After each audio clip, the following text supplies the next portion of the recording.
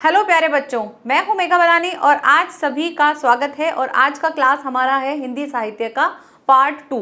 इससे पहले हमने क्या समझा था? इससे पहले हमने देखा था कि हिंदी साहित्य में कौन कौन सी चीज़ें थी, जैसे गद्य था, पद्य था, फिर गद्य का विकास किस तरह से हुआ, उसका स्वरूप क्या था, उसका आविर्भाव मतलब कब से कहा जाता है कि गद्य शुरू हुआ था। तो मोटा मोटा हमने समझ लिया था कि भाई 19वीं शताब्दी से हमारा गद्य शुरू हो चुका था। 19वीं शताब्दी से मतलब वो फ्लो में आ चुका था। लेकिन उससे पहले 19वीं शताब्दी से पहले भी कुछ चीजें जो है वो स्टार्ट होने लग गई थी। तो उसी को ही क्या बोला गया था? प्राचीन युग बोला गया था। तो हिंदी विकास का जो गद्य काल है उसको आज हम समझेंगे। जितने भी हैं उन सभी को आज हम समझ लेंगे कि कौन कौन से युग आए थे, उसमें कौन कौन से लेखक थे, उनकी कौन कौन सी विशेषताएं थी, क्योंकि इसी से रिलेटेड आपसे क्वेश्चन पूछे जाते हैं। तो वो सारी चीजें हम करते जाएंगे। ये बुक के एक नोट्स की तरह है जिसको आप अपने पास रख सकते हो। तो हैंड रिटन भी अगर आपको लिखना है तो साथ ही साथ क्लास के बीच में भी आप लिख सकते हो। स्टार्ट करते हैं। सबसे पहले समझते हैं हिंदी गद्य के काल को। हमको देखना है, यहीं पर ही हमने इसको एंड किया था, आज यहीं से ही हम शुरू करेंगे। सबसे पहले हम देखेंगे पूर्व भारतेंदु युग। ठीक है, इसको हम प्राचीन युग भी बोलते हैं, यानी भारतेंदु युग से पहले कुछ कुछ शुरू हो चुका था लेकिन समझ नहीं आ रहा था उसको क्या नाम दिया जाए, तो उसे प्राचीन युग या फिर पूर्व भारतेंदु युग, यानी भारतेंदु युग से पहले क्या क्या शुरू हो चुका था उसके बारे में पढ़ेंगे। उसके बाद आता है भारतेंदु युग, जो कि कब से था? 1850 से 1885। ये हमारी बुक में दे रखा है तो हम इसी को ही कंसिडर करेंगे। एक और बात कि सभी बच्चे बोल रहे थे मैम हमारे में आता है, हमारे में आता है क्या? तो आप देखिए, आपके अगर हिंदी साहित्य का टॉपिक अगर आपके आता है एग्जाम में तो आप इसको बिल्कुल पढ़ सकते हो, फिर चाहे वो कोई सी भी क्लास हो, क्योंकि हिंदी साहित्य सभी के लिए सेम होता है। ऐसे क्लास वाइज चेंज नहीं हो जाएगा कि 9th में इसमें सन कुछ चेंज हो जाएंगे। वो एक परफेक्ट फिक्स रहेगा, चाहे फिर आप अभी करो चाहे कॉम्पिटिटिव एग्जाम्स में करो, सब चीज़ों में सेम ही रहेगा। तो जिस किसी के भी ये टॉपिक आता है वो सभी कर सकते हैं, चाहे फिर वो 9th हो, 10th हो, 11th हो, 12th हो, व्हाटएवर। ठीक है, नेक्स्ट आता है द्विवेदी युग। द्विवेदी युग में कब से शुरू हुआ था? 1900 से 1920 में। शुक्ल युग यानी कि छायावादी युग, जिसे छायावादी युग बार बार बोला जाएगा, तो आपको समझना है ये कौन सा युग है? शुक्ल युग है। सन 1919 से 1938 ईस्वी तक ये चला था। और शुक्लोत्तर युग जो कि इसके बाद से शुरू हो गया, यानी 1938 से ही शुरू हो गया था। 1938 1939 से शुरू हो चुका था और उसके बाद अब तक जो चल रहा था उसको हम क्या कहते हैं? छायावादोत्तर युग कहते हैं। सबसे पहले हम समझेंगे किसको? हमारे पूर्व भारतेंदु युग को। और इस युग में क्या क्या चीजें थी उनको देखते हैं। इस युग से क्या हुआ था? खड़ी बोली शुरू हो चुकी थी। तो खड़ी बोली में क्या हुआ था कि खड़ी बोली गद्य के प्रथम दर्शन अकबर के दरबारी कवि गंग द्वारा लिखित चंद छंद वर्णन की महिमा नामक ग्रंथ और फिर कुतुब शतक तथा स्वामी प्राणनाथ के ग्रंथों में होते हैं। मोस्ट इंपॉर्टेंट कि जब आपसे कभी पूछा जाएगा ऐसे क्वेश्चन कि खड़ी बोली आखिर हुई कहाँ से शुरू थी, तो खड़ी बोली जो है वो अकबर जो थे उनके दरबार में जो एक कवि थे जिनका नाम था गंग, उनके द्वारा लिखित थी। और उस जो रचना थी, जो ग्रंथ था, वो कौन सा था? चंद छंद वर्णन की महिमा। ये मोस्ट इंपॉर्टेंट है, पूछा जा सकता है कि खड़ी बोली हमें सबसे पहले कहाँ देखने को मिली, किस ग्रंथ में देखने को मिली, या उस ग्रंथ के रचयिता कौन थे, किसने उसे लिखा था। तो वो सारी चीजें आप इस चीज से ले सकते हो। फिर उसके बाद क्या होता? फिर कुतुब शतक और स्वामी प्राणनाथ के ग्रंथ भी हमको मिले, जिससे हमको क्या दिखा कि यहाँ पे खड़ी बोली बोलना शुरू हो गई है। खड़ी बोली यानी कि राजस्थानी भाषा जो है वो शुरू हो चुकी थी। तो सबसे पहले अकबर के दरबार में ये चीज हमको दिखी थी। तो अगर आपसे पूछा जाए कि प्राचीन युग का कहाँ से प्रारंभ हुआ था, तो 19वीं शताब्दी से पहले शुरू हो चुका था, लेकिन कई लोग उसे 10वीं शताब्दी 13वीं शताब्दी कहते हैं। तो जो भी चीज़ थी वो 19वीं शताब्दी से पहले पहले शुरू हो चुकी थी और वो प्रोसेस में आना शुरू हो गई थी। तो तब से हम इस चीज़ को समझ सकते हैं कि यहाँ पे कब से हुआ था, जब अकबर जो थे तब से ये चीज़ शुरू हो चुकी थी। खड़ी बोली गद्य के प्रसार में ईसाइयों का भी बहुत बड़ा महत्वपूर्ण योगदान है। जो ईसाई लोग थे उनका भी बहुत ज़्यादा इंपॉर्टेंट रोल था। उन्होंने क्या किया था?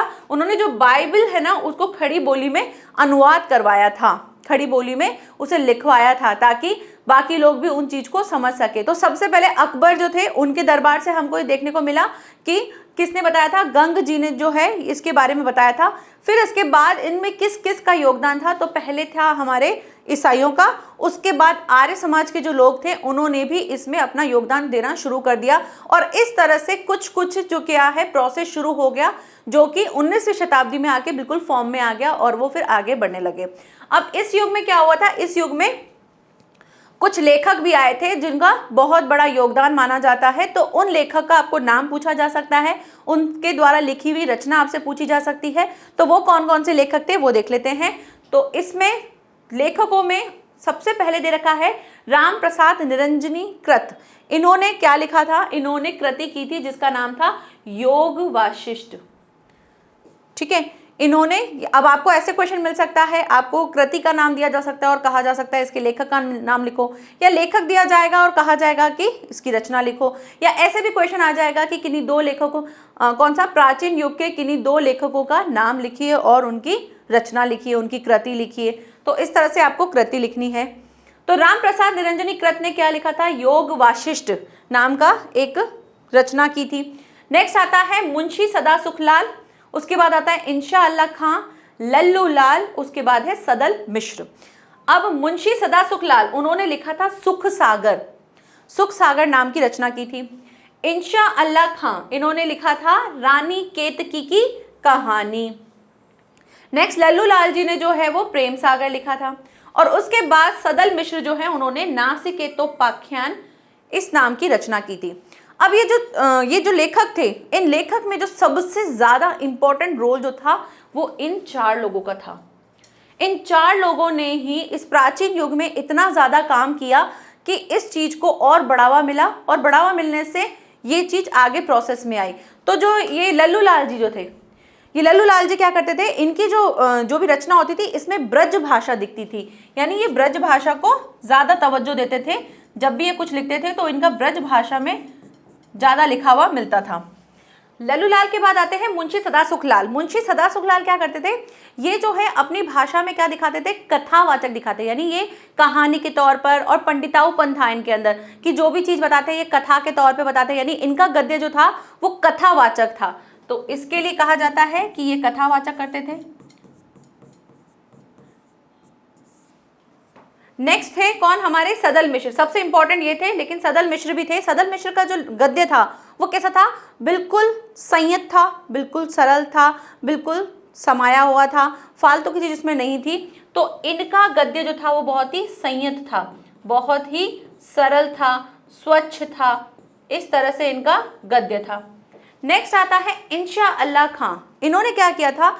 ये खड़ी बोली जो थी इनकी, खड़ी बोली तो बोलते ही थे, लेकिन इन्होंने क्या किया? इन्होंने अपनी बोली में ना तो संस्कृत को यूज किया, ना विदेशी शब्दों को यूज किया, ये खड़ी बोली को ही ज्यादा प्रेफरेंस देते थे, और इनकी भाषा जो थी बहुत ही अलग थी। इसलिए क्या करते थे? जो रामचंद्र शुक्ल जी जो थे उन्होंने कहा कि इनकी भाषा कैसी है? इनकी भाषा रंगीन और चुलबुली है, रंगीन और चुलबुली। क्वेश्चन इस तरह से भी बन सकता है कि रामचंद्र शुक्ल जी ने किसकी भाषा को रंगीन और चुलबुली कहा है? तो किसकी भाषा को कहा है? इंशा अल्लाह खां। तो चारों समझ में आ गए, और इन चारों का ही बहुत ज्यादा योगदान था जो इन्होंने 1803 या कुछ 13 ऐसे कुछ है, वहां से इन्होंने ये चीज शुरू कर दी थी कि अब जो है प्रोसेस में आने लग गए थे, और इसके बाद और लेखक आने लगे, और धीरे धीरे धीरे धीरे क्या हुआ? हिंदी की शुरुआत होने लगी। तो इनमें से ये चारों के नाम ध्यान रख लेना कि कौन कौन से थे, इनसे रिलेटेड क्वेश्चन पूछे जा सकते हैं कि लल्लू लाल ने क्या लिखा था? तो लल्लू लाल जी ने प्रेम सागर लिखा था।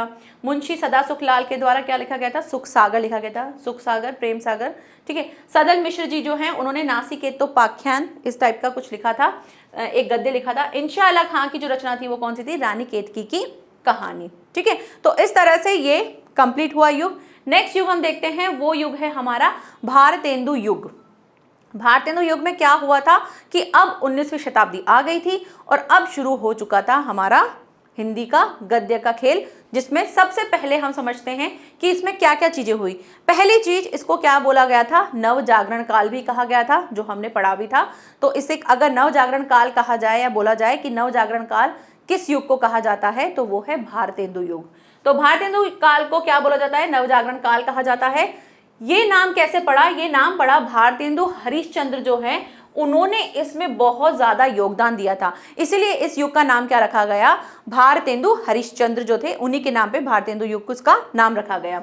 उनके सामने क्या था कि उनकी जो थी ना प्रतिभा बहुत ही अनोखी थी और महान व्यक्तित्व के से तत्कालीन समाज को अद्भुत रूप से प्रभावित किया। इन्होंने क्या किया था? इनकी प्रतिभा बहुत ही अलग थी। अब बहुत सारे लेखक आते हैं, लेकिन क्या होता है ना कि कोई एक लेखक ऐसा होता है जिसकी प्रतिभा बहुत अलग होती है, जिसके अंदर वो पोटेंशियल होता है, जिसके थ्रू वो क्या कर सकता है, सबसे भीड़ में अलग दिखता है।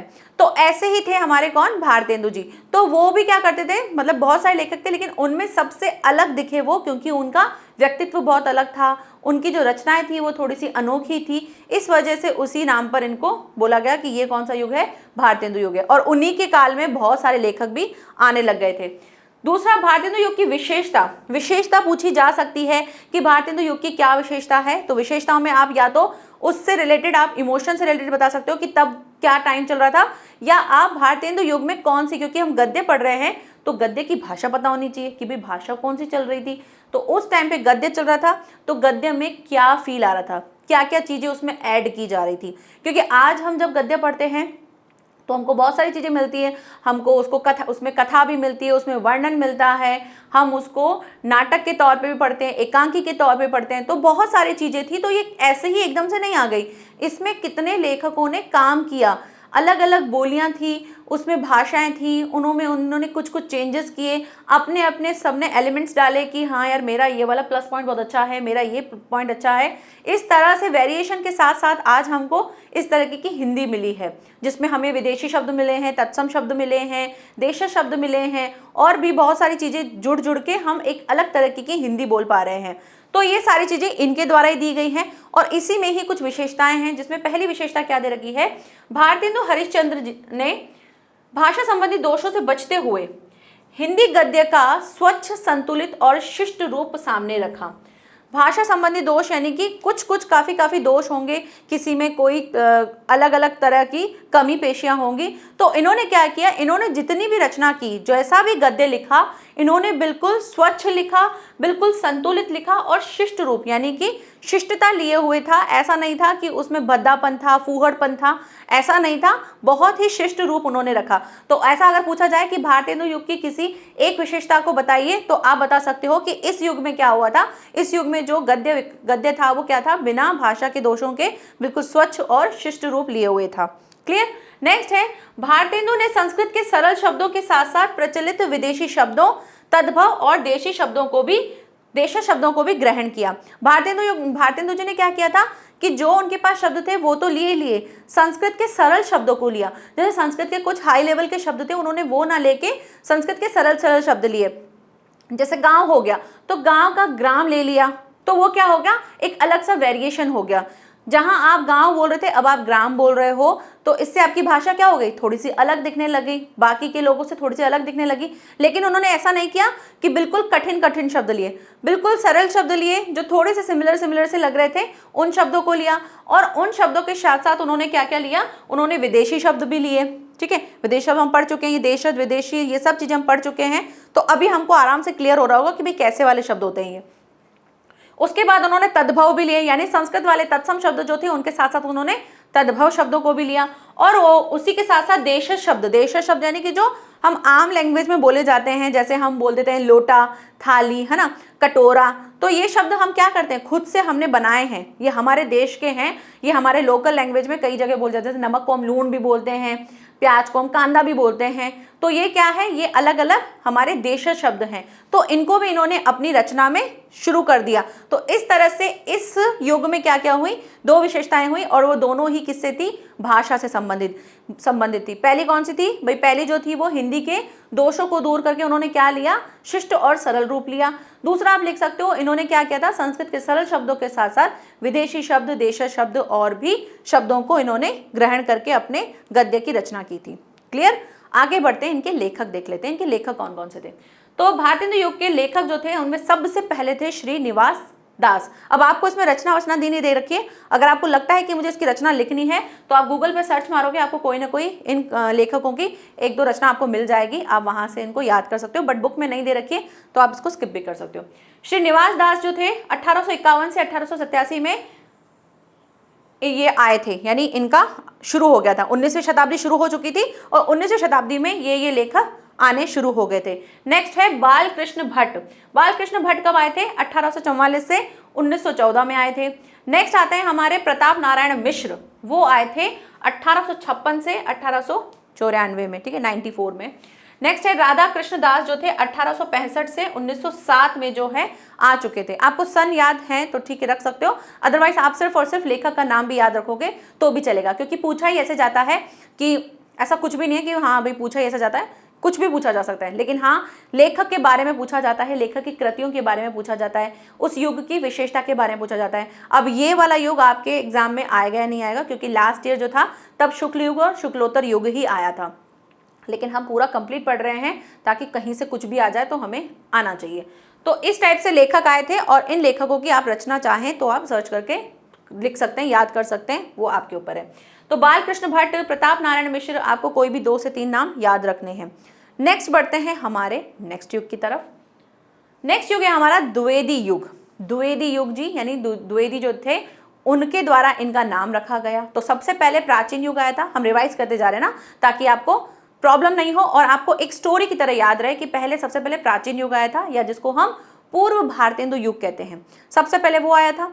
उसके बाद आया था हमारा कौन सा? भारतेंदु युग आया था, जिसमें भारतेंदु हरिश्चंद्र जी ने अपना बहुत बड़ा योगदान दिया था।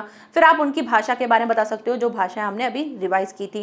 देन उसके लेखक जो थे हमने उनको देख लिया था। अब बात करते हैं हमारे द्विवेदी जी यानी कि द्विवेदी युग के बारे में कि वहां पर क्या चीज हुई थी। तो यहाँ पर जितने भी लेखक थे ना, उन लेखकों के द्वारा ही उनका नाम रखा गया था। तो ये जो थे कौन थे? भारतेंदु युग जो था 19वीं शताब्दी में शुरू हुआ था। अब 19वीं शताब्दी के बाद क्या हो गया था? 20वीं शताब्दी आ गई थी। कैसे?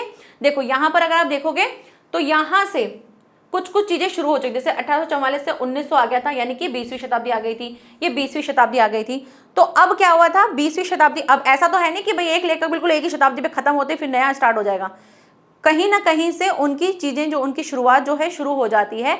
तो 19वीं शताब्दी के बाद क्या हुआ था? 19वीं शताब्दी के बाद 20वीं शताब्दी आ गई थी। भारतेंदु युग के बाद 20वीं शताब्दी में जिन्होंने हिंदी गद्य के निर्माण व प्रसार के लिए सर्वाधिक स्तुत्य कार्य किया, उनका नाम था महावीर प्रसाद द्विवेदी। इन्होंने सरस्वती पत्रिका का प्रतिपादन किया, मोस्ट इंपॉर्टेंट पत्रिका सरस्वती, ठीक है, ये बहुत ज्यादा पूछा जाता है इसके बारे में। तो इसको किन्होंने किया था? इसका इनके प्रतिपादक कौन थे? ये प्रतिपादक थे हमारे महावीर प्रसाद द्विवेदी जी।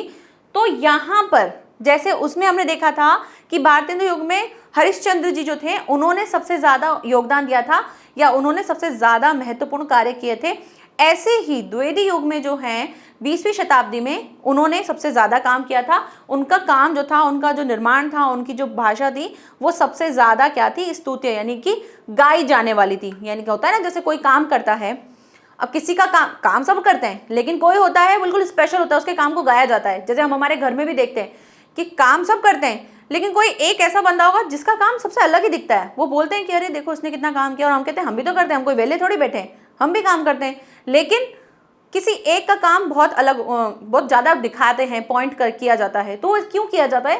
क्योंकि वो काम करते हुए उसके काम करने का तरीका बहुत अलग होता होगा, इसीलिए वो पॉइंट होता होगा, नोटिस होता होगा, और उसी के नोटिस पे बाकी सबको सुनना पड़ता है। तो ऐसे ही जो थे महावीर प्रसाद द्विवेदी, ये बहुत अच्छा कार्य करते थे, इन्होंने बहुत ही अच्छा काम किया था अपने काल में। तो इसीलिए क्या कहा जाता है? इसको हम द्विवेदी युग कहते हैं। दूसरी चीज, अब यहाँ पे इसकी विशेषताएं समझते हैं, ठीक है। तो द्विवेदी युग पूछा जा सकता है कि द्विवेदी युग का प्रतिपादक कौन थे, किन्होंने इनका प्रतिपादन किया था, किनका इनमें महत्वपूर्ण योगदान था? तो महावीर प्रसाद द्विवेदी जी थे। इन्होंने सरस्वती पत्रिका जो है उनका प्रतिपादन किया था। नेक्स्ट आता है इनकी विशेषता। इनकी विशेषताएं देख लेते हैं। सबसे पहला क्या दे रखा है? इस युग में भाषा के शब्द भंडार की वृद्धि के साथ साथ उनकी अभिव्यंजना शक्ति की भी वृद्धि हुई। भाषा के शब्द भंडार, भाषा में शब्द भंडार बहुत जरूरी है। तो इस युग में क्या हुआ था? शब्द भंडार बढ़ने लग गया था। क्यों? क्योंकि इससे पहले भारतेंदु जी जो थे उन्होंने शुरू कर दिया था। वो देशी शब्द, विदेशी शब्द, ये सारी चीजें लेकर आ रहे थे। तो अब क्या हो रहा था, शब्द भंडार में तो वृद्धि हो ही रही थी, क्योंकि उनको देख के बाकी सबका भी इसी तरफ होना लगे ना, कि भाई प्रोग्रेस होने लगे। लेकिन इन्होंने क्या किया, इन्होंने शब्द भंडार तो था ही साथ इन्होंने क्या किया, उनकी अभिव्यंजना शक्ति की भी वृद्धि हुई। अभिव्यंजना शक्ति क्या होता है उसको समझते हैं। अभिव्यंजना शक्ति होता है जैसे आपके मन में कुछ इमोशंस है ना, आप उन इमोशंस को अपने यथार्थ यानी अभी के टाइम पे जो चीज चल रही है उसके साथ एक्सप्रेस करते हो, ऐसे शब्दों को लेते हो, उसको हम क्या बोलते हैं, अभिव्यंजना। यानी अंदर की इमोशंस है उनको आप आज के टाइम की जो सिचुएशन है उसके साथ मिला के जब आप किसी चीज को फील करवाते हो उसको हम क्या बोलते हैं, अभिव्यंजना बोलते हैं। क्लियर। नेक्स्ट, विविध प्रकार की भाषा शैलियों के साथ साथ गद्य के विविध रूपों का भी विकास हुआ। क्या हुआ, भाषा शैलियां तो बहुत सारी आती ही रही, लेकिन भाषा शैली के साथ साथ क्या हुआ, गद्यों का रूप भी आया। अब गद्यों का रूप कैसे हुआ कि गद्य में अलग अलग टाइप आने लगे, जिनको हम आगे पढ़ेंगे कि कैसे कैसे गद्य के रूपों का विकास हुआ था, यानी जो उसकी विधाएं थी वो कौन कौन सी आने लग गई थी। तो इस तरह से भाषा शैली के साथ साथ क्या होता, गद्य के रूपों का भी विकास हुआ। क्योंकि अब क्या हुआ था कि जब गद्य रूप आने लगे थे तो उसमें उपन्यास आते थे, ठीक है, कहानियां आने लग गई, एकांकी आने लग गई। तो ये क्या हुए, गद्य के अलग अलग वेरिएशंस आने लगे, अलग अलग रूप आने लगे। तो ये भी कब हुआ था, ये द्विवेदी युग में होने स्टार्ट हो गया था। देश प्रेम की भावना और प्रकृति का अत्यंत सुंदर चित्रण जो है वो इस युग में किया जाता है। तो मानव चित्रण यहाँ पर बहुत अच्छा होने लगा था, जो आसपास का जो चित्रण है वो बहुत अच्छा होने लग गया था। देश प्रेम की भावना जो है वो यहाँ से शुरू हो चुकी थी, और प्रकृति का भी बहुत अत्यंत सुंदर चित्रण इस टाइप की रचनाओं में दिखाने लगे थे। यानी गद्य अब जो लिखा जाता था उसमें आसपास के नेचर को दिखाया गया, देश की भावना, देश प्रेम के बारे में बताया गया। तो ये सारी चीजें शुरू हो चुकी थी। ठीक है, तो विशेषताएं हो गई। क्या क्या विशेषताएं बोल सकते हो कि भाई भाषा के शब्द भंडार के साथ साथ क्या हुआ था, अभिव्यंजना में भी वृद्धि हुई थी। फिर भाषा शैली के साथ साथ गद्य के विभिन्न रूपों का विकास हुआ था। देश प्रेम की भावना और क्या हुआ था, प्रकृति का अत्यंत चित्रण किया गया था, सुंदर चित्रण किया गया था। तो क्या कर सकते हो, इससे आपको यहाँ मैंने दो बार रिपीट करवा दिया, आपके माइंड में एक स्टोरी बनती जाएगी। अच्छा, उसमें ऐसा हुआ था, फिर ऐसा हुआ था। इस चीज को अगर आप क्या कर सकते हो, वीडियो को पॉज करो, वीडियो को पॉज करके पहले सोचो, अच्छा मैंने क्या पढ़ा था, प्राचीन युग पढ़ा था, ठीक है। फिर उसके बाद क्या पढ़ा था, मैंने फिर पढ़ा था भारतीय हिंदू युग, फिर द्विवेदी युग शुरू हो चुका था। तो इस तरह से आपके माइंड में एक स्टोरी बनती जाएगी और आप उसके थ्रू ये सारी चीजें कर लोगे। नेक्स्ट, अब इसके कुछ क्या थे, कुछ लेखक थे। तो लेखक में भी कुछ थे, क्या क्या थे। सबसे पहले उपन्यासकार थे। तो उपन्यासकार कौन कौन से आए, किशोरी लाल गोस्वामी, वृंदावन लाल वर्मा, गोपाल राम गहमरी और विशंभर नाथ कौशिक। ठीक है, ये सभी उपन्यासकार थे। इन्होंने उपन्यास लिखना शुरू किया था। ऐसा पूछा जा सकता है कि आपको द्विवेदी युग के किन्हीं दो उपन्यासकारों के नाम बताइए, दो कहानीकारों के नाम बताइए। तो कौन कौन थे, किशोरी लाल गोस्वामी, वृंदावन लाल वर्मा, गोपाल राम गहमरी। जो भी आपको इजी लगते हो नाम याद करना, आप वो याद कर लेना। जैसे किसी के रिश्तेदारों के नाम से भी आप याद कर सकते हो, जैसे किसी का रिश्तेदारों में किसी के नाम हो तो आप वैसे याद कर लेना, तो वो भी इजी हो जाएगा। नेक्स्ट है कहानीकार। कहानीकार में थे पहले प्रसाद। अब प्रसाद से आप क्या समझोगे, जयशंकर प्रसाद जो थे वो एक कहानीकार थे। कौशिक कौन, ये वाले कौशिक जी भाई, विशंभर नाथ कौशिक। तो ये क्या थे, एक उपन्यासकार भी थे और एक कहानीकार भी थे। तो इससे आप थोड़ा सा क्या कर सकते हो, इन चीज़ों को सेग्रीगेट कर सकते हो कि भाई कैसे कैसे मैं कर सकता हूँ, या कर सकती हूँ कि भाई कहानीकार और उपन्यासकार दोनों ही कौन थे, विशंभर नाथ कौशिक। तो इससे क्या हो जाएगा, आपको एक ही लेखक से दो चीज़ें याद रह जाएंगी। क्लियर। नेक्स्ट आता है चंद्रधर शर्मा गुलेरी, और लास्ट है हमारे सुदर्शन। ठीक है, तो इन्होंने क्या किया था, इन्होंने कहानियां लिखी थी। उपन्यास अलग तरह से लिखा जाता है, कहानी अलग तरह से लिखी जाती है। ये क्या होती हैं, ये विधाएं होती हैं जिनको हम आगे पढ़ेंगे ना। नेक्स्ट आता है, इसमें और भी लेखक आए थे। तो अगर सिर्फ और सिर्फ ऐसे पूछा जाए कि लेखक के नाम लिख दो, कि भाई द्विवेदी युग के किन्हीं 2-3 लेखकों के नाम लिख दो, तो आप इनमें से कुछ भी लिख सकते हो। फिर चाहे माधव मिश्र लिख सकते हो, गोविंद नारायण मिश्र लिख सकते हो, श्याम सुंदर दास लिख सकते हो, मित्र बंधु लिख सकते हो, और ऐसे ही और भी बहुत सारे हैं जो आपकी बुक में गिवन है। आप कोई भी सेलेक्टेड 2-3 याद कर सकते हो। इतना ज़्यादा प्रेशर मत लेना अपने ऊपर कि अरे मुझे तो कभी याद नहीं होते हैं। आपको एक ओवरव्यू होना चाहिए कि भाई किसमें क्या क्या था, तो क्वेश्चन आप ताकि कर सको, ऐसे ब्लैंक नहीं रहो। तो किसी भी युग के 2-3 लेखक याद कर लेना, उनके साथ उनकी रचनाएं याद कर लेना, या जब भी आप इसके नोट्स बने हुए आप इनको एक बार ऐसे पलटते हुए पन्ने पलटते हुए उनको पढ़ते रहना, ताकि आपको याद रहेगा कि किस टाइम पे क्या क्या चीज़ें थी। बाकी तो हम क्वेश्चन प्रैक्टिस जब बाद में लास्ट में जब करेंगे, सैम्पल पेपर करेंगे, तो वहाँ पे ये चीज़ें और अच्छे से रिवाइज हो जाएंगी। तो इतना प्रेशर मत लेना कि अरे यार ये तो हमको बहुत टफ लग रहा है, कुछ टफ नहीं है, जितना है बहुत कम ही पढ़ाती हूँ मैं, तो उतना पढ़ो और उसको अच्छे से पढ़ के समझ लो। तो इससे क्या हो जाएगा, एक बोझ जो है आपको लगेगा कि इतने लेखक, उनकी रचनाएं मैं कैसे करूँगा कैसे करूँगी, तो वो नहीं होगा। ठीक है, नेक्स्ट, अब इसकी कुछ रचनाएं भी थी, पूछा भी जा सकता है कि रचनाएं कौन कौन सी थी। तो इंदु, माधुरी, मर्यादा, सुधा, जागरण, हंस, ये आदि ऐसी और भी बहुत सी इनकी रचनाएं थी। तो 2-3 रचनाएं याद कर लेना। ठीक है, इंदु, माधुरी ये तो लड़कियों के नाम है, सुधा, हंस, जागरण, कुछ भी 2-3 इजी जो आपको लगती हो वो आप याद कर लेना। यहाँ क्या कंप्लीट हुआ, द्विवेदी युग। बढ़ते हैं आगे, नेक्स्ट आता है हमारा शुक्ल युग, मोस्ट इंपॉर्टेंट, ये पूछा जाता है शुक्ल युग और शुक्लोत्तर युग। तो हम दोनों को अच्छे से पढ़ते हैं कि कैसे क्या क्या चीज़ें होती हैं। इसको हम बोलते हैं छायावादी युग। तो छायावादी युग भी आ सकता है, शुक्ल युग भी आ सकता है, तो कंफ्यूज मत होना। और इसके साथ साथ इसको और भी नामों से बुलाया जाता है, वो कौन से हैं एक बार देख लो। सन 1919 से 1938 ईस्वी तक ये इस काल को क्या बोला जाता है, हिंदी गद्य साहित्य में पंडित रामचंद्र शुक्ल के महत्वपूर्ण योगदान के कारण इसको शुक्ल युग नाम दिया गया। यहाँ पर भी एक लेखक थे, उन्हीं के आधार पर इसको नाम दिया गया। तो कौन थे, पंडित रामचंद्र शुक्ल जो थे, उनके नाम पर इसको नाम दिया गया। इसकी रचना कब की गई थी, जो इसकी सन माना जाता है, इसका टाइम पीरियड माना जाता है, वो है 1919 से 1938। इंपॉर्टेंट, बहुत बार पूछा जाता है। ठीक है, शुक्ल युग का समय सीमा क्या था, शुक्ल युग कब से कब तक था, तो वो आपको याद रखना चाहिए। 1919 से 1938 कैसे याद रख सकते हो, 19 से कम 19, 19 दूनी 38, ऐसे याद रख लेना, ज़्यादा इजी रहेगा। ठीक है, नेक्स्ट आगे बढ़ते हैं। इस युग को क्या क्या बोला जाता है, इस युग को छायावादी युग बोला जाता है, इस युग को प्रसाद युग भी बोला जाता है, और इसको प्रेमचंद युग के नाम से भी जाना जाता है। क्यों, क्योंकि इस युग में ही ये सारे लोग जो ये सारे लेखक जो हैं इनका आना शुरू हो गया था, मतलब इनकी रचनाएं और ये सारी चीजें आ चुकी थी। तो इसको छायावादी युग भी कहा जाता है। प्रसाद यानी कि जयशंकर प्रसाद, प्रेमचंद जो थे वो भी इस युग में आ चुके थे, तो इसलिए इनको ये नाम दिया जाता है। तो प्रेमचंद युग बोला जाए तो कंफ्यूज मत होना, छायावादी युग के बारे में बात की जा रही है। अगर आपको बोला जाए प्रसाद युग तो कंफ्यूज मत होना, किसके बारे में बात की जा रही है, भाई शुक्ल युग के बारे में बात की जा रही है। ठीक है, आगे बढ़ते हैं। अब इसकी कुछ विशेषताएं हैं, उन्हें देख लेते हैं।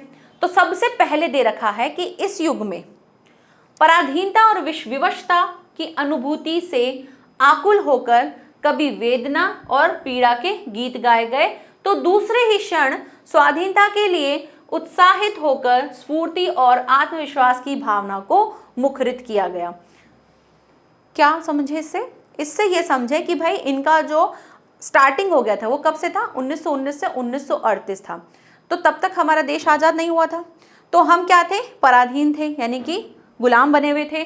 तो उस समय पर क्या हुआ, विवशता थी। तो विवशता के कारण क्या होता था, कभी दुख वाले चीज़ों को लिखा जाता था, कभी वेदना होती थी, इस तरह से कुछ कुछ गीत गाए जाते थे। लेकिन कभी फिर क्या होता था, दूसरे क्षण ऐसा लगता था कि यार अब हम थोड़ा टाइम में 1947 में हम आज़ाद होने वाले थे, तो तब से ऐसा आने लग गया कि भाई अब जो है कुछ ही समय में हम क्या हो जाएंगे, आज़ाद हो जाएंगे। तो उस चीज़ को फील करते हुए क्या हुए, उत्साहित होकर स्फूर्ति वाले, जिसमें मतलब जोश आ जाए और आत्मविश्वास वाले गाने जो हैं वो हम गाने लगे। मतलब इस गद्य में दो दो चीज़ें होने लगी। एक चीज़ तो क्या होने लगी कि भाई विवशता के कारण कि भाई हम स्वतंत्र नहीं हैं, उसके लिए हम विवशता वाली चीज़ें करते थे। फिर साथ ही साथ हम क्या करते थे, खुशी वाले भी करते थे कि भाई अब कुछ समय बाद हम क्या हो जाएंगे, आज़ाद हो जाएंगे। तो ये दोनों चीज़ें जो हैं वो चलती थी। इस युग का गद्य जो था वो कैसा था, कलात्मक था, मतलब इसमें कलाएं थी, चित्रण प्रधान था, चित्र बताए जाते थे, चित्रों के द्वारा चीज़ों को दिखाया जाता था। लाक्षणिक, लाक्षणिक क्या होता है, एक छंद होता है, छंद का ही एक प्रकार होता है जो आपके सिलेबस में नहीं है इसलिए मैंने नहीं पढ़ाया था। लाक्षणिक एक लक्षण से संबंधित एक छंद होता है, तो लाक्षणिक होता था। अलंकृत यानी कि अलंकारों से था, और साथ ही साथ कवित्वपूर्ण, यानी कि जो कवि लोग थे उनके कविता से रिलेटेड कुछ कुछ चीज़ों को इसमें डाला गया था। क्यों? क्योंकि गीत गाए जाते थे। अब गाना होता है दो तरह से होता है, एक हम बिल्कुल जैसे हम दोहा चौपाई जो है वैसे बोल के गाते हैं तो वो एक अलग चीज़ होती है, एक हम नॉर्मल गाना गाते हैं तो वो एक सरल गीत की तरह होता है जिसको हम गद्य के रूप में ही बोल सकते हैं। तो गाना गाया जाता था या गीत गाते थे, हम देशभक्ति गीत गाते थे। तो देशभक्ति गीत में क्या क्या थे? कलात्मक था, चित्र प्रधान था, लाक्षणिक था, अलंकृत हो रखे होते थे, कवित्वपूर्ण थे। इस तरह से इसमें रचनाएं थी।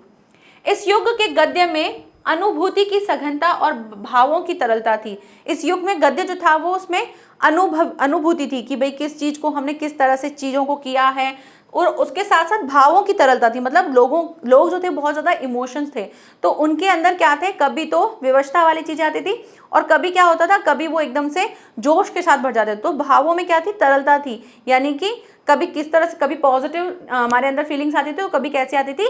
नेगेटिव आती थी। तो इस युग में ये सारी चीजें होने लगी।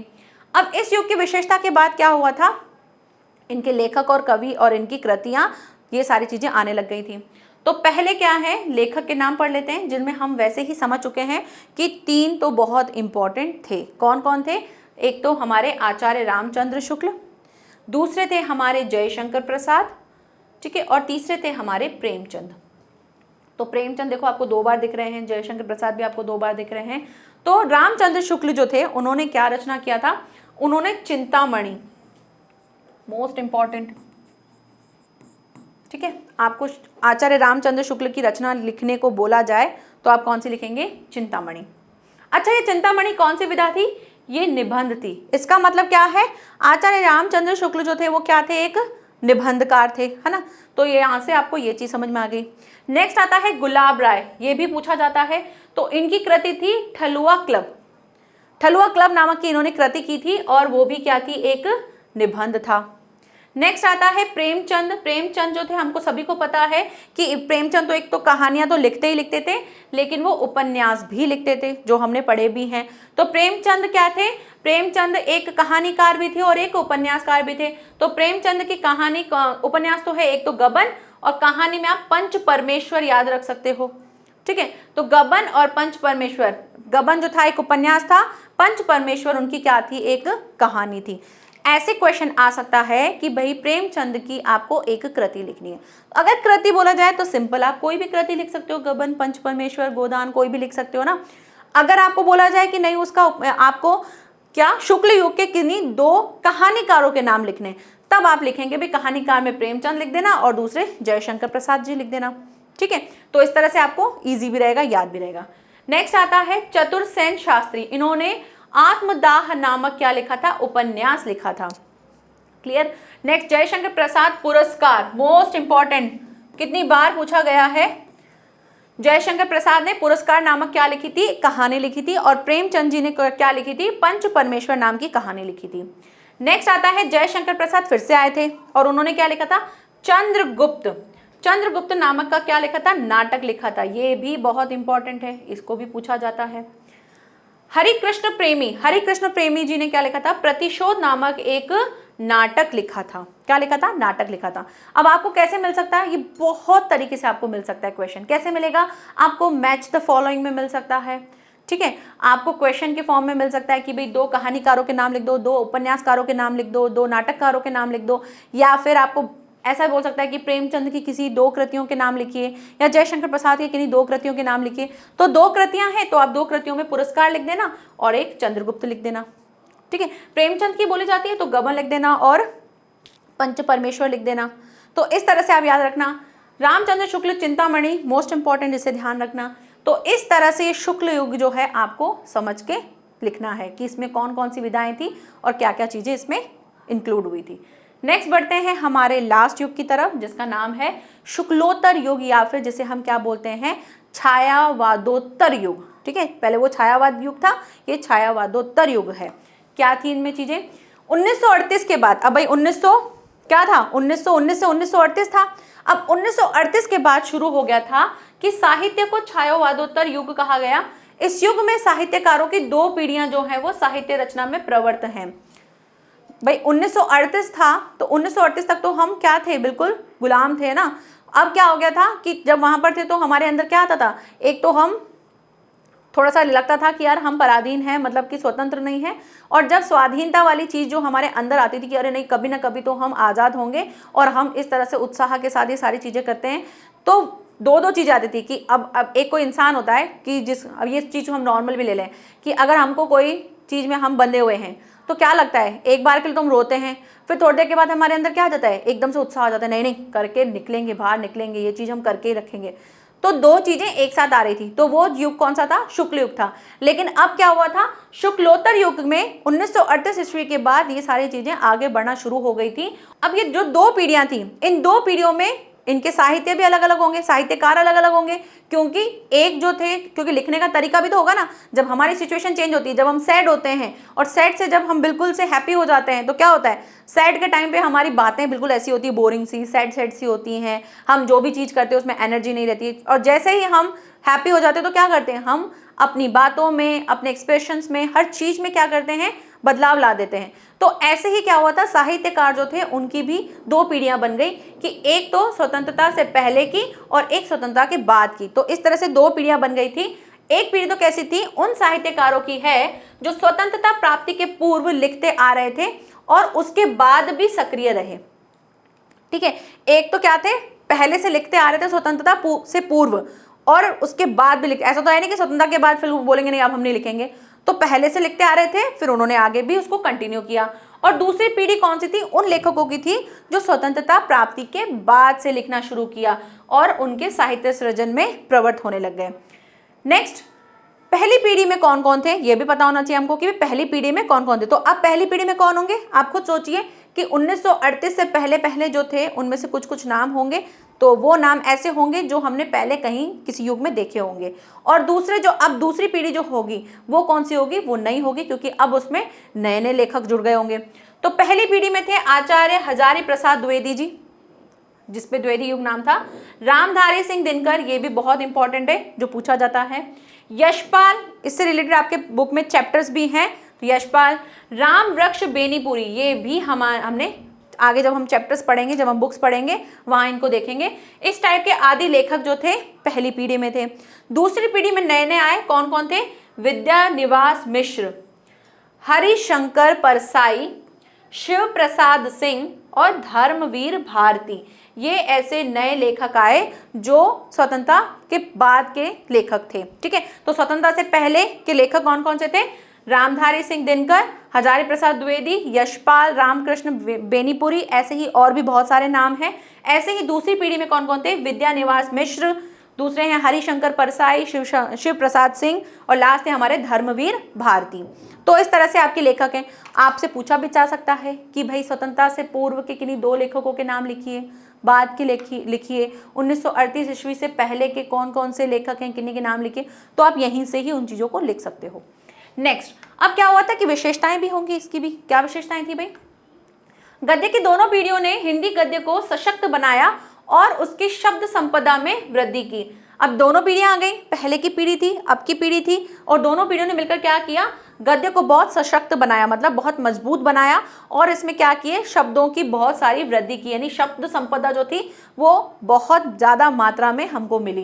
क्योंकि क्या हुआ था, जो विदेशी लोग आए थे उनके भी हमने कुछ विदेशी शब्द जो हमने यूज़ किए थे तो वो भी हमको मिलने लगे। तो इतने सारे शब्दों से हमारी क्या हो गई, शब्द संपदा जो थे उनकी वृद्धि हो गई। नेक्स्ट क्या है, हिंदी गद्य को जीवन की बाग नहीं होगा, ये भाय होगा। ठीक है,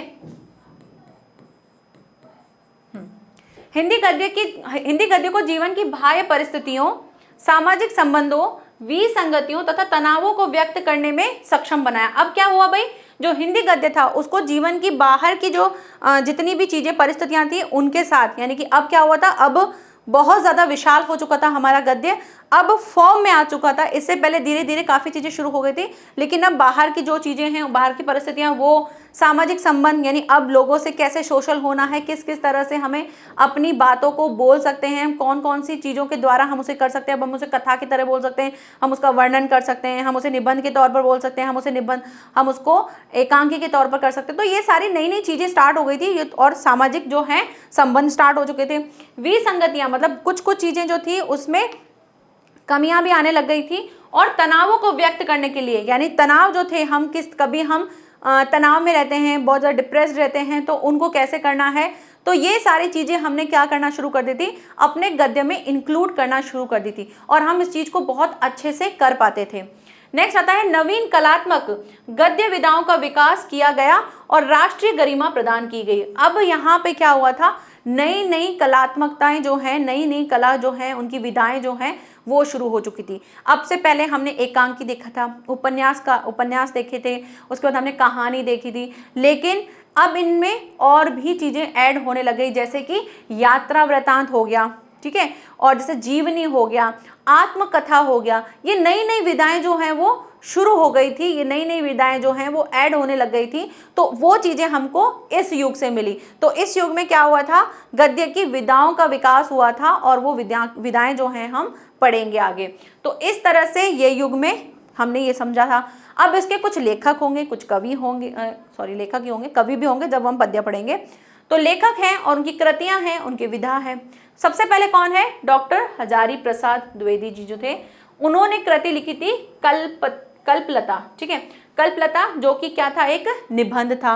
नेक्स्ट है जैनेन्द्र कुमार, जिन्होंने जड़ की बात नामक एक कृति लिखी थी और वो भी क्या था, एक निबंध था। यशपाल, अभी भी हमने पढ़ा था, यशपाल जी ने क्या लिखा था, झूठा सच, एक ये उपन्यास था, झूठा सच। अब आप अगर इतना ज़्यादा डीप में नॉलेज लेना चाहते हो, अगर आपको इंटरेस्ट है, तो आप इनको पढ़ सकते हो, उपन्यास जो है आप इनके बारे में पढ़ सकते हो, या फिर आप ऐसे ही गूगल पर सर्च कर सकते हो कि भाई झूठा सच ये कौन सा उपन्यास है, तो आप उसको थोड़ा सा उसका ओवरव्यू ले सकते हो कि इसमें क्या क्या चीज़ें थी, जिससे क्या हो सकता है आप इन चीज़ों में इन्वॉल्व हो पाओगे, अगर इंटरेस्ट है तो। नहीं तो कोई बात नहीं, नाम याद कर लेना, कृति याद कर लेना।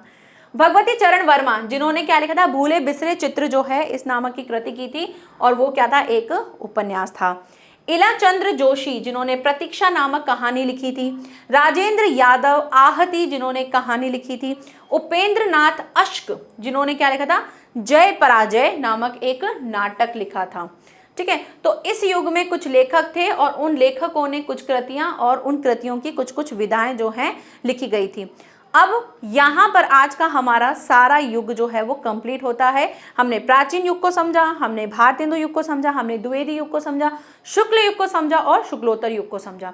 क्या चीज़ें थी, क्या क्या विशेषताएं थी, कैसे कैसे कौन कौन से लेखक आए थे। अब लेखकों के नाम आपको थोड़े से याद करने पड़ेंगे, कृति आपको याद करनी पड़ेगी, वो आपको करना पड़ेगा, थोड़ा सा करना पड़ेगा, या आप कहीं पर इसको ऐसे नोट्स की तरह बना के अपनी दीवार पे जैसे चिपका, जैसे आप मैथ्स के फॉर्मूले जो लर्न करते हो वैसे आप इनकी कृतियाँ भी आप ऐसे नज़र मारते रहना। तो इससे क्या होगा, आपके दिमाग में रहेंगी कि हाँ ये चीज़ें थी, ठीक है। अब क्वेश्चंस देख लेते हैं कि क्वेश्चन क्या क्या बन सकते हैं। तो कुछ क्वेश्चन मैंने आप यहाँ पर लिए हैं। सबसे पहला क्वेश्चन है, भाषा योग वशिष्ठ के लेखक का नाम लिखिए।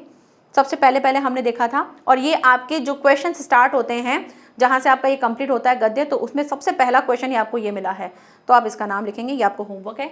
सरस्वती पत्रिका जो है वो किस युग में हुई थी, ये आपको बताना है।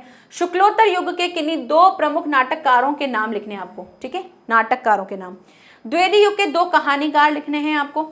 भारतेंदु युग के दो लेखक के नाम लिखने, सिर्फ और सिर्फ दो लेखक के नाम लिखने, तो आप कोई भी दो लेखक के नाम लिख सकते हो। तो इस तरह के और भी बहुत सारे क्वेश्चन मैं बना सकती थी, लेकिन आपको 5 ही करने हैं, वही कर लेना काफ़ी है, ठीक है। तो यहाँ पर अगर आपने क्वेश्चन देख लिए, अब क्वेश्चन देखें, फिर से एक बार रिवाइज कर लो, सारे नोट्स जितना भी पढ़ाया उन सबको रिवाइज कर लो। रिवाइज करने से क्या हो जाएगा, फटाफट याद हो जाएगा। फिर आप इन क्वेश्चंस के आंसर्स ईमानदारी से देना, ऐसा नहीं करना कि पीछे से बैक कर करके क्वेश्चन के आंसर्स लिख दो। एक बार आपको खुद को फिर से गो थ्रू होना पड़ेगा पूरे का, ताकि आप समझ सको कि अच्छा हाँ इसमें क्या क्या चीज़ें थी, फिर आप इनके आंसर्स देना, ठीक है। तो मिलते हैं नेक्स्ट लेक्चर में, और हम पढ़ेंगे साहित्य का तीसरा पार्ट, और वहीं पर हम इसको डन कर देंगे। फिर हम चैप्टर स्टार्ट कर देंगे, या फिर पद्य पढ़ लेंगे। चलो पहले पद्य का पढ़ लेंगे, उसके बाद हम चैप्टर स्टार्ट करेंगे, ठीक है, ताकि हमको गद्य पद्य का पूरा नॉलेज हो जाएगा। उसके बाद फिर चैप्टर स्टार्ट कर देंगे और देन आगे की बढ़ते जाएंगे। ऐसे ही बिहार का भी स्टार्ट करेंगे, टेंशन मत करो, सबका करेंगे, सब्र रखो, ठीक है। चलो मिलते हैं नेक्स्ट लेक्चर में। Thank you so much, bye bye and